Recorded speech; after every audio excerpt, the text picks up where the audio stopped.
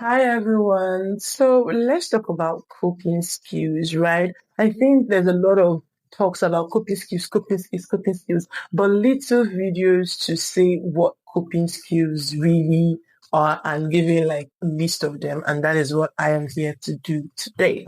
So first things first, what are coping skills? Okay. So coping skills are those strategies or method an individual uses to distract the brain into more positive outcomes, right? Like there are those outcomes, right? Like there are those things we put in place or those acts and actions a person does to distract their brain from thinking negative. You could just say taking the brain from negative to positive. Okay? Yeah. Those actions that help distract the brain from the negative outcome to positive outcome. And it's also important to state that coping skills are not remedies to whatever situation or issues that are going on that needs to be treated and handled. But coping skills would help you in time of emergency when things just come upon you and there are things you can just do. Without further ado, I'm Plenty Talks. Let's get right into the video.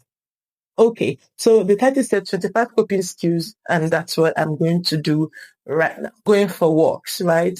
Going for walks has a way of just relaxing the body because it inclines you with nature. And if you have a pet, I think it would be a good idea to like go on walks with your pets as well. Then the next one would be painting your nails. You see, when we paint our nails, our brains just focus on doing it. Let's get it right. That needs to be coated perfectly. Our brain is just in that place. And when we are done, we still need to hang our hands like this and not really do much. So I think this is the best for people that like inflict harm, that self-harm, that inflict harm upon themselves. Painting your nails will really help you.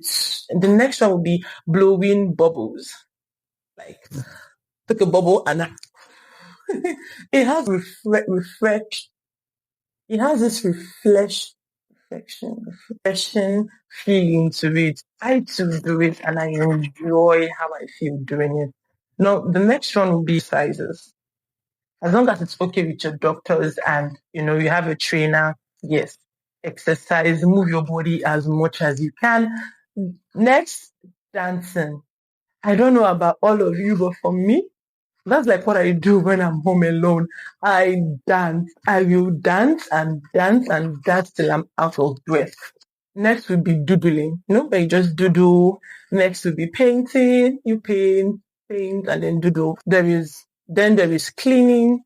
Yeah. Then there is cleaning. You could just go into quick clean, and maybe when the whole thing has passed, you'll be so happy with yourself that you actually went around to clean the house. Next will be cooking or baking. Oh, I absolutely love it. Next will be cooking or baking, playing music, singing, raise up your voice and sing hallelujah. Then self-care, like do your makeup, do skincare, scrub, and all of those things, self-care. The next will be going for a swim. I have recorded clients that told me that whenever they went for swimming, they feel so free and comfortable and safe, right? So I think if you can swim, you should try swimming. And if you want to be skilled in swimming, by all means, you might get. Then the next one will be taking deep breaths. I personally love this one, the 4x4, breathe it 4 times, breathe out. That for me is perfect. It's beautiful. Maybe if you want, just let me know in the comment section. I could make a detailed video on breathing techniques and how it works. So I could really do that. The next one will be counting backwards. I like to tell my clients to like count backwards. So let's just go five, 4, 3, 2, 1. Right? So we'll do it again. 5, 4, 3, 2, 1. So doing that really helps relax. So just counting backwards or even reading the alphabet backwards. It makes your brain just focus to know the next alphabet. That helps. I would really recommend that. At least would be call someone you care about For me personally, I think calling and interacting with people that matter to you has a way of calming you down and just helping you know everything is going to be okay. Okay, I genuinely would recommend this. I personally tell my clients to give me 4 to 5 names of people they could call. And when they have those people, even if it's 2 a.m., you can call them up. So, yeah, someone is bound to pick up, right? Yeah, that I highly recommend.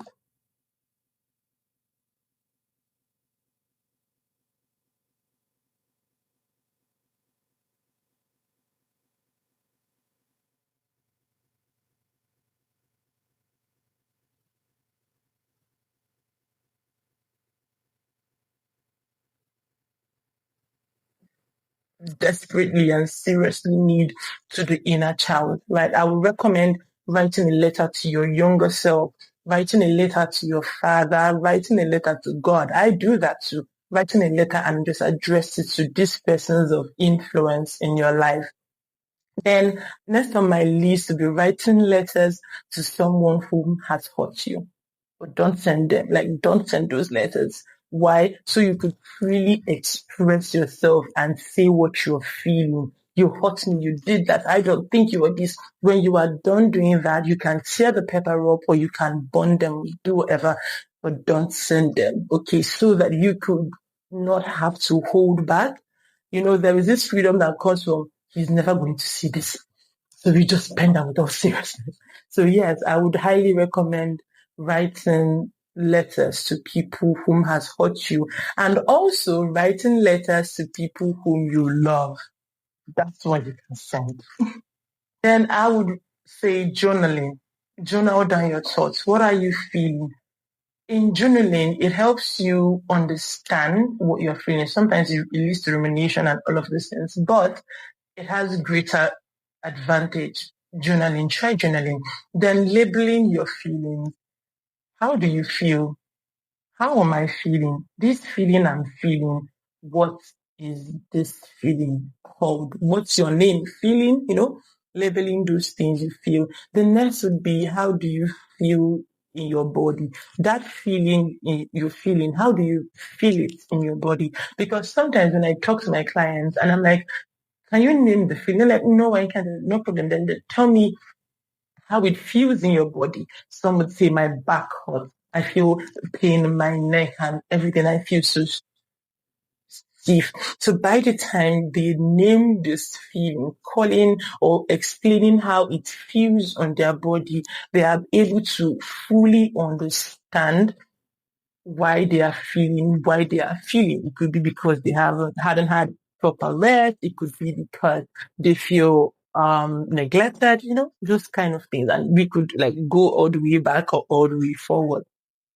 So the next one will be read a book, read a good book, of course, read a good book. I personally love reading. So read a good book. Reading has a way of just taking us away from our present environment and just leads us, when we see fantasies and Prince Charming and all of those fine people. So read a good book or listen to a good audio.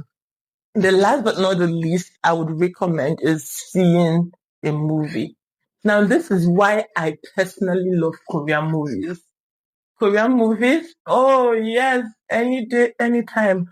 Or Cinderella, right? Then painful event in this life had happened that I had no control over. But then my evil stepmother, that is life, straying stones at me and everything.